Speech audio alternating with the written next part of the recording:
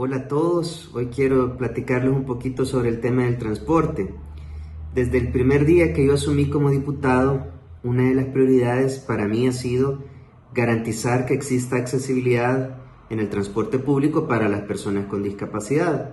Esta es una disposición que está vigente desde el año 2000 por medio de la Ley de Equiparación de Oportunidades. Desde ese momento decido iniciar una cruzada.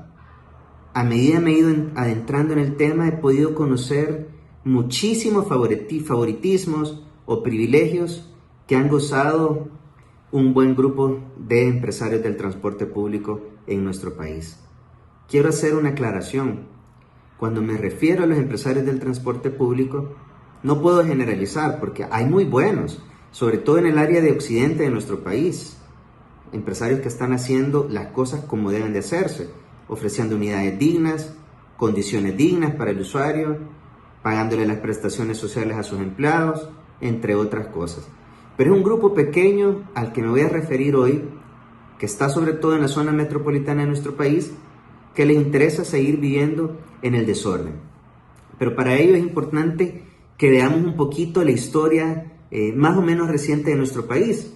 En el 2007, ustedes se recordarán, hubo una crisis mundial del petróleo que hizo que los precios del combustible se fueran por las nubes. Aquí en El Salvador incluso el precio del galón del combustible llegó a rondar arriba de los $5.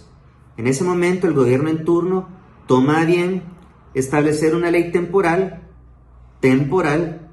para compensar y nivelar ese alto costo del combustible y que el precio del pasaje no tuviera que sufrir ningún incremento.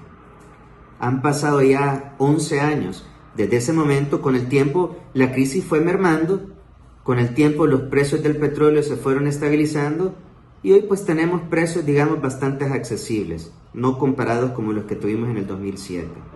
El punto es que, a pesar de que fue transcurriendo el tiempo, el subsidio nunca se quitó, se siguió entregando y es como hasta la fecha se les ha entregado aproximadamente $600 millones hasta el mes de junio de este año, que fue cuando expiró la ley del subsidio, porque ya no se prorrogó. Como pueden ver, se les han entregado una cantidad de dinero súper significativa y pues lo que uno esperaría es que haya cierta solidaridad hacia los usuarios. Yo estoy convencido que la crisis económica que ha desencadenado el COVID en nuestro país es bastante severa, pero con $600 millones creo que puede haber un poco de solidaridad hacia el usuario. Hoy, ¿qué es lo que pasa? Los empresarios están amenazando o que se les entregue el doble del subsidio o se les permita cobrar el triple del costo del pasaje, lo cual sería un golpe durísimo para la economía de nuestro país, para la economía de la familia salvadoreña. Y por eso es que recurren a prácticas tan nefastas como lo que sucedió la semana pasada en la Asamblea Legislativa. Aprobaron un decreto para blindar a que no se les pueda quitar su concesión independientemente de lo que hagan. Si hacen un paro del transporte, si incrementan el costo del pasaje, si siguen conduciendo alcoholizados o si siguen, por ejemplo, conduciendo con motoristas que deben más de $20,000 en multas. En fin, la situación es seria. ¿Cómo es posible que se pretenda que no se les pueda exigir que cumplan lo que dice ese contrato de concesión? Lo que están pidiendo es que tengan un blindaje y que puedan hacer lo que quieran y nadie les diga nada. Por supuesto que yo voté en contra, pero esta situación no se puede repetir.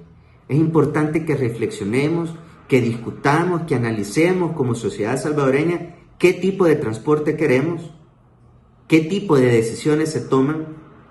Y yo sé que esta es una decisión bastante dura para la familia salvadoreña, porque hay quienes piensan que únicamente se debe de proteger a los empresarios del transporte público sin exigirles que ofrezcan una mejor atención al usuario. Yo no soy partícipe de eso y por supuesto que yo opino totalmente diferente. Antes de exigir subsidio, antes de exigir cualquier tipo de reforma que les privilegie, deberíamos de ver un servicio digno para la población. Muchas gracias.